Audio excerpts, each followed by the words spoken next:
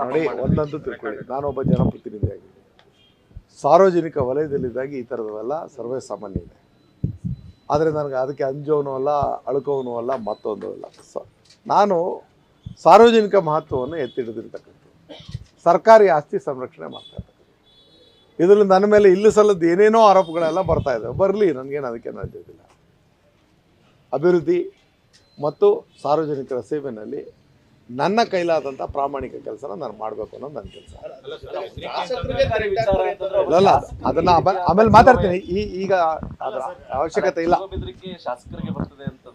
ನಾನು ಹೇಳಿದ್ನಲ್ಲಪ್ಪ, ನಾನು ಅದನ್ನ ತಡ್ಕೊಳ್ಳೋಷ್ಟು ಶಕ್ತಿ ಮತ್ತೊಂದು ಮಗದೊಂದು ಎಲ್ಲ ಇದೆಯೋ ಇಲ್ಲೋ ಅದನ್ನ ಮುಂದೆ ಗೊತ್ತಾಗೋಣ. ಅಥವಾ ಹಾಗೂ ಇಲ್ಲ ಅಂತಾರೆ ಮುಂದುವರೆದು ಅದಕ್ಕೆ ಏನೇನು ತೀರ್ಮಾನ ಮಾಡೋಕೆ ಮಾಡ್ತೀನಿ. ನನಗೂ ಆ ವಿಚಾರದಲ್ಲಿ ತಿಳುವಳಿಕೆಗಳಿದೆ. ಬಟ್ ಈಗ ತನಿಖೆ ವಿಚಾರ ತಪ್ಪಾರ್ದು. ನಾನು ಅದಕ್ಕೆ ಮಾತ್ರ ಸೀಮಿತ ಆಗಿದೆ.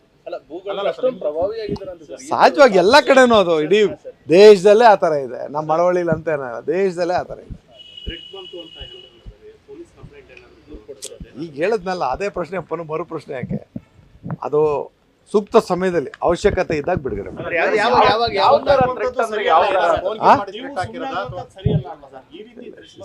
ಒಂದು ವಿಚಾರ, ಇದನ್ನ ಪ್ರಾಥಮಿಕ ಹಂತದಲ್ಲೇ ನಾನು ಅಂಜುದಂಥ ರೀತಿಯಲ್ಲಿ ವರ್ತಿಸೋದು ಸರಿಯಲ್ಲ. ಅದನ್ನು ಮಾತಾಡೋದು ಥರ. ನಾನು ಈ ತನಿಖೆಯನ್ನು ದಡ ಮುಟ್ಸೋ ತನಕ ನನ್ನದೇ ಆದಂಥ ರೀತಿಯ ಹಲವಾರು ಹೋರಾಟಗಳಿದ್ದಾವೆ. ಈಗ ಇಲ್ಲೇ 2-3 ವಿಚಾರ ನಿಮ್ಮ ಕಣ್ಣೆದುರಿಗೆ.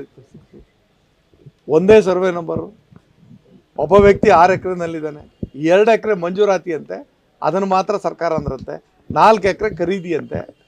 ಖರೀದಿ ಆಗೋಕ್ಕೆ ಮೊದಲು ಯಾರ ಹತ್ರ ಖರೀದಿ ಆಯ್ತಾರೆ ಅವ್ನಿಗೆ ಹೆಂಗೆ ಮಂಜೂರಾತಿ ಆಗಿತ್ತು ಅದನ್ನ ಯಾಕೆ ನೋಡಲ್ಲ?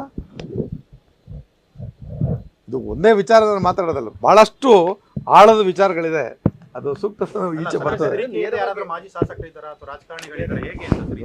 ನೋಡಿ, ನಾನು ಆ ವಿಚಾರನ ನಾನು ಮಾತಾಡಿರೋರು ಯಾರೋ ಥರ್ಡ್ ಪಾರ್ಟಿಗಳು ಮಾತಾಡಿದ್ರು. ಸುಮ್ಮನೆ ಅದನ್ನೆಲ್ಲ ಬೇರೆ ಲಿಂಕ್ ಯಾಕೆ ಮಾಡ್ತಾರೆ?